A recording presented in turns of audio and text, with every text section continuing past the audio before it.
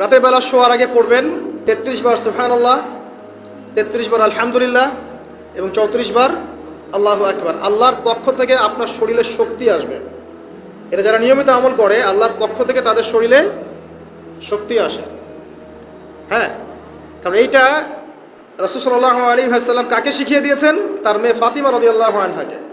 ফাতিমা রাদিয়াল্লাহু আনহা এবং আলী রাদিয়াল্লাহু আনহু তারা দুজন গিয়েছেন আল্লাহ রাসূলের দরবারে, গিয়ে বলেছেন আমাদেরকে একজন দাসী বা দাস দিন, বাসার অনেক কাজ আমরা করতে পারি না, লাগে না কাজের মানুষ।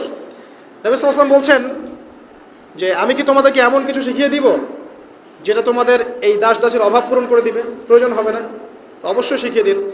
তখন নবীজি শিখালেন সাল্লাল্লাহু আলাইহি ওয়াসাল্লাম যে ঘুমানোর আগে 33 বার সুবহানাল্লাহ পড়বে, 33 বার আলহামদুলিল্লাহ এবং 34 বার আল্লাহু আকবার। তোমাদের দাস দাসের প্রয়োজন হবে না ইনশাআল্লাহ। তো ব্যাখ্যায় অনেক ওলামায়ে কেরাম বলেছেন যে এটা নিয়মিত আমল করতে থাকলে রোগ ব্যাধি কম হয়, শরীরে শক্তি আসে, এনার্জি বাড়ে, আপনি নিজের কাজ নিজেই করতে পারবেন ইনশাআল্লাহ আযজা ওয়া জাল্লা। আসুন সামনে যাই। এরকম ঘুমানোর আরো বেশ কিছু আমল আছে, আমি অল্প কয়েকটা বললাম, এগুলোই করা শুরু করেন, আল্লাহ তৌফিক দান করুন। আর যদি পারেন ওযু করে ঘুমাতে পারলে আরো বেশি ভালো হয়। এবার আপনি ঘুমাচ্ছেন ডান কাত হয়ে, কি পড়বেন এই সময়? আল্লাহুম্মা বিসমিকা আমুতু ওয়া আহইয়া, আলহামদুলিল্লাহ, দোয়া সবার মুখস্থ আছে। এবার ঘুমান। এই যে ঘুমাচ্ছেন আপনি 3 ঘন্টা বা 4.5 ঘন্টা বা 6 ঘন্টা, আপনার এই পুরো ঘুমটা হবে ইবাদত ইনশাআল্লাহ তাআলা। এবং পবিত্র অবস্থায় ঘুমানোর অভ্যাস করতে থাকলে আল্লাহর পক্ষ থেকে আপনি সত্য স্বপ্ন দেখতে পারেন।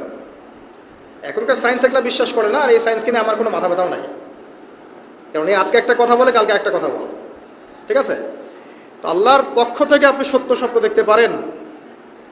ইউসুফ আলাইহিস সালাম জেলখানায় বন্দী, সূরা ইউসুফ পড়ে দেখেন। তখন কয়েদিদের মধ্যে 2 জন স্বপ্ন দেখেছে। একজন স্বপ্ন দেখছে তার মাথার উপরে রুটি, উপর থেকে পাখি এটা ঠোকরে কি করছে, খেয়ে নিয়ে চলে যাচ্ছে। আরেকজন স্বপ্ন দেখেছে যে সে শরাব পান করাচ্ছে একজনকে, আছে না সূরা ইউসুফে? তো ইউসুফ আলাইহিস সালাম বললেন যে যার মাথা থেকে পাখি ঠোকরায় খেয়ে নিচ্ছে খাবার, তাকে শুলদণ্ড দেওয়া হবে। আর যে শরাব পান করাচ্ছে সে অতি শীঘ্রই মুক্ত হয়ে যাবে, জেল থেকে ছাড়া পেয়ে যাবে। কয়েকদিন পর তাই হলো। এই যে স্বপ্ন যারা দেখেছে এরা কি মুসলিম?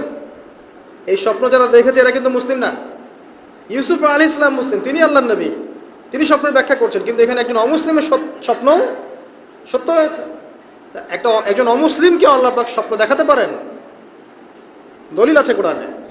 সত্য স্বপ্ন বলে একটা বিষয় আছে, যেটার জন্য অবশ্যই আল্লাহর পক্ষ থেকে নূর দরকার, স্বচ্ছ একটা মন দরকার, কলবুল সালিম দরকার, বেশি বেশি আমল দরকার, হ্যাঁ, আধ্যাত্মিকত্ব দরকার, আল্লাহর মারিফত দরকার। তারপরে ইনশাআল্লাহ সত্য স্বপ্নের প্রশ্ন আসবে। সারাদিন টিভি দেখে, গান শুনে, সিরিয়াল দেখে, গালিগালাজ করে, গীবত তহমত করে, খোঁচাখুচি করে, চুলাচুলি করে, এদের সাথে সত্য স্বপ্নের কি সম্পর্ক? এদেরকে তো শয়তান স্বপ্ন দেখাবে। কথা বুঝতে পারছেন না? ফজরের নামাজের পরে নবী সাল্লাল্লাহু আলাইহি ওয়াসাল্লাম বসে থাকতেন, সাহাবীরা তাকে বলতেন কে কোন স্বপ্ন দেখেছেন, তিনি বলতেন, এবং তিনি স্বপ্নের ব্যাখ্যা ইন্টারপ্রিটেশন করতেন যে এটা এমন, এটা এমন। এমনকি এই যে আপনার উহুদের যুদ্ধের আগের রাতে অনেক সাহাবী স্বপ্ন দেখেছেন, এবং পরের দিন দেখবেন উহুদের দিনে অনেক সাহাবী শহীদ হয়েছে। তো যাই হোক, ওইদিকে আমি যাচ্ছি না। তো এই যে ঘুমটা আপনি ঘুমাচ্ছেন, ইনশাআল্লাহ আপনার ঘুমটা কি হচ্ছে? ইবাদত হচ্ছে না? আলহামদুলিল্লাহ। আলেম যারা, তাদের ঘুমও ইবাদত। যারা এই যে মুসলিম, মুমিন, মুত্তাকি, আলেম, তাদের ঘুমগুলো কি ইবাদত।